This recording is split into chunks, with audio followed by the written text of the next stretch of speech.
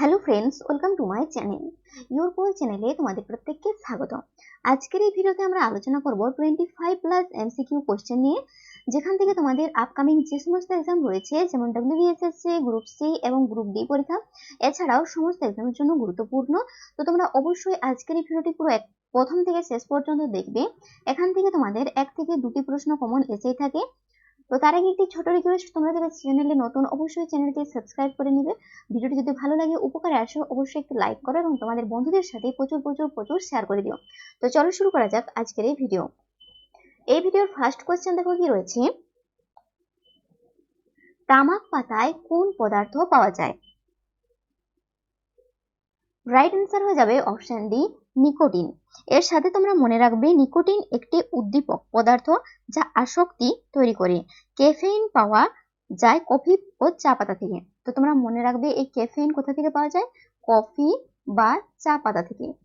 Coffee বা চা পাতা থেকে কি পাওয়া যায়? ক্যাফেইন। ওকে, নেক্সট কোশ্চেন দেখো কি রয়েছে, নিম্নলিখিত কোন রাজ্য চন্দন গাছ সবচেয়ে বেশি দেখা যায়? তো কোন রাজ্যে চন্দন গাছ সবচেয়ে বেশি দেখা যায়? রাইট অ্যান্সার হয়ে যাবে অপশন ডি, কর্ণাটকে। এর সাথে তোমরা মনে রাখবে কর্ণাটকে ভারতের চন্দন বৃক্ষের রাজ্য বলা হয়। এই কর্ণাটক রাজ্যকে চন্দন বৃক্ষের রাজ্যও বলা হয়। নেক্সট কোশ্চেন দেখো, ভারতের প্রথম নাগরিক কাকে বলা হয়? রাইট অ্যান্সার হয়ে যাবে অপশন বি, রাষ্ট্রপতি। তোমরা মনে রাখবে পদমর্যাদা অনুযায়ী ভারতের তৃতীয় নাগরিক হলেন উপরাষ্ট্রপতি এবং তৃতীয় নাগরিক হলেন প্রধানমন্ত্রী। পরের প্রশ্নটি দেখো, 4 নম্বর প্রশ্ন কি রয়েছে, ভারতের কোন রাজ্যে সাক্ষরতার হার সবচেয়ে কম? রাইট অ্যান্সার হয়ে যাবে অপশন বি, বিহার। ভারতের কেরালার রাজ্যে সাক্ষরতার হার সবচেয়ে বেশি। আচ্ছা, এখানে এই বিহারের কি না, বিহারের সাক্ষরতার হার সবচেয়ে কম, কিন্তু কেরালার সাক্ষরতার হার সবচেয়ে বেশি। ওকে, তো এই দুটি পয়েন্ট মনে রাখবে। পরের প্রশ্ন দেখো, রেল ইঞ্জিন কে আবিষ্কার করেন? রাইট অ্যান্সার হয়ে যাবে George Stephenson, option A. James Watt আধুনিক বাষ্পীয় ইঞ্জিন আবিষ্কার করেন। বাষ্পীয় ইঞ্জিন, ওকে, বাষ্পীয় ইঞ্জিন আবিষ্কার করেন কে? James watt. এছাড়াও মনে রাখবে এটি উন্নত করেছিলেন লর্ড ডালহৌসির আমলে প্রথম রেলপথ চালু হয়। লর্ড ডালহৌসি কি করেছিলেন? রেলপথ চালু করেছিলেন, রেলপথ। এই পয়েন্টগুলো তোমরা মনে রাখবে। পরের প্রশ্নটি দেখো কি রয়েছে, মাইক্রোসফট এর সদর দপ্তর কোথায়? রাইট অ্যান্সার হয়ে যাবে ওয়াশিংটন, ইউএসএ। পরের প্রশ্ন দেখো, শ্বেত রক্তকণিকার অপর নাম কি? রাইট অ্যান্সার হয়ে যাবে লিউকোসাইট। তো তোমরা মনে রাখবে শ্বেত রক্তকণিকার অপর নাম লিউকোসাইট। এরিথ্রোসাইট কার অপর নাম? এটি হয় আরবিসি বা লোহিত রক্তকণিকা। আর এর সাথে সাথে তোমরা শ্বেত রক্তকণিকার আরেকটি নামও মনে রাখবে, ডব্লিউবিসি, হোয়াইট ব্লাড সেল।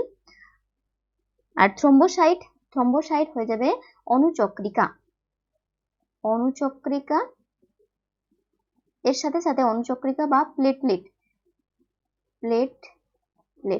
এই দুটি নাম তোমরা মনে রাখবে। অনুচক্রিকার কি দুটি নাম? একটি হয়ে যাবে থ্রম্বোসাইট, আর একটি হয়ে যাবে প্লেটলেট।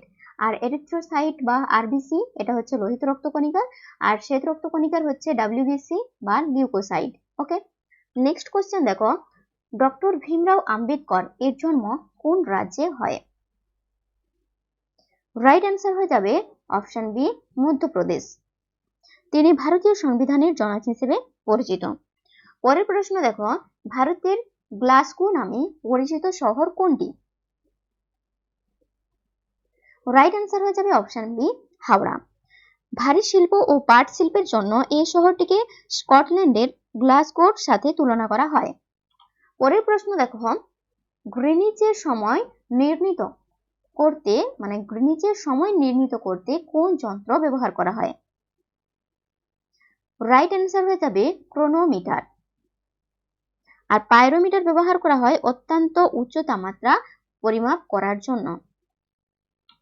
পরের প্রশ্ন দেখো, নিম্নলিখিত কোন রাজ্যে জনসংখ্যা সবচেয়ে কম? তো কোন রাজ্যের জনসংখ্যা সবচেয়ে কম? রাইট অ্যান্সার হয়ে যাবে আমাদের অপশন এ সিকিমে। পরের প্রশ্ন দেখো কি রয়েছে, ভারতের সবচেয়ে বড় উপজাতি সম্প্রদায় কোনটি? রাইট অ্যান্সার হয়ে যাবে অপশন এ ভিল উপজাতি। এর সাথে তোমরা মনে রাখবে ভারতের সবচেয়ে গভীরতম বন্দর কোনটি? রাইট অ্যান্সার হয়ে যাবে বিশাখাপত্তনম। নেক্সট দেখো পরের কোশ্চেন কি রয়েছে, বিশ্ব ওজোন দিবস কবে পালিত হয়? এই প্রশ্নের রাইট অ্যান্সার হয়ে যাবে 16ই সেপ্টেম্বর। আর 5ই জুন, এই 5ই জুন পরিবেশ দিবস পালিত হয়। 5ই জুন পরিবেশ দিবস। পরের প্রশ্ন দেখো, জাতীয় মানবাধিকার কমিশন কবে গঠিত হয়? রাইট অ্যান্সার হয়ে যাবে 1993 সালে। নেক্সট কোশ্চেন দেখো, নিজাম সাগর পরিকল্পনা কোন রাজ্যে অবস্থিত? রাইট অ্যান্সার হয়ে যাবে তেলেঙ্গানা বা অন্ধ্রপ্রদেশ রাজ্যে অবস্থিত। পরের প্রশ্ন দেখো, ইমেল এর জনক কাকে বলা হয়? রাইট অ্যান্সার হয়ে যাবে রে টমলিনসন। এর সাথে তোমরা মনে রাখবে তিনি প্রথম ইমেল ঠিকানার যে চিহ্নটি, ইমেলের যে চিহ্নটি, সেই চিহ্নটি তিনি ব্যবহার করেন। পরের প্রশ্ন দেখো, নিম্নলিখিত কোন রাজ্যে শরাবতী নদী প্রবাহিত হয়েছে? রাইট অ্যান্সার হয়ে যাবে অপশন বি কর্ণাটক। এর সাথে তোমরা মনে রাখবে এই নদীর ওপরেই বিখ্যাত যোগ জলপ্রপাত অবস্থিত। এই কর্ণাটক যে রাজ্য তার উপরে যোগ জলপ্রপাতটি অবস্থিত। পরের প্রশ্ন দেখো, নিম্নলিখিত কোন রাজ্যের সাথে মায়ানমারের সীমানা নেই?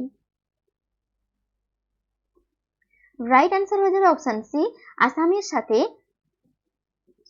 মায়ানমারের কোনো সীমানা নেই। পরের প্রশ্ন দেখো, মানব শরীরে পেশির সংখ্যা কত? এই প্রশ্নের রাইট অ্যান্সার হয়ে যাবে 656। মানব শরীরে পেশির সংখ্যা হচ্ছে 656। অপশন বি হয়ে যাবে সঠিক উত্তর। এর সাথে তোমরা মনে রাখবে মানব দেহের যে হাড়ের সংখ্যা, সে হাড়ের সংখ্যা হয়ে যাবে 206টি হাড়। পরের প্রশ্ন দেখো কি রয়েছে, বিশ্বের সবচেয়ে বেশি গাছ কোন দেশের লোক লাগায়? রাইট অ্যান্সার হয়ে যাবে ইসরায়েল। পরের প্রশ্নটি দেখো, কাবাডি খেলার আবিষ্কার কোন দেশে হয়েছিল? রাইট অ্যান্সার হয়ে যাবে ভারতে। ভারতে কাবাডি খেলার আবিষ্কার হয়েছিল।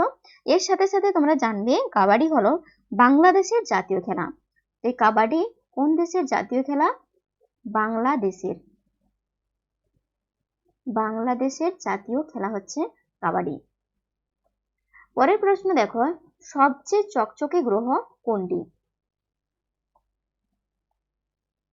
রাইট অ্যান্সার হয়ে যাবে অপশন বি শুক্র। এর সাথে তোমরা মনে রাখবে শুক্র গ্রহকে ভোরের তারা বা সন্ধ্যা তারাও বলা হয়। পরের প্রশ্নটি দেখো, বিশ্বের সবচেয়ে পুরনো খেলা কোনটি?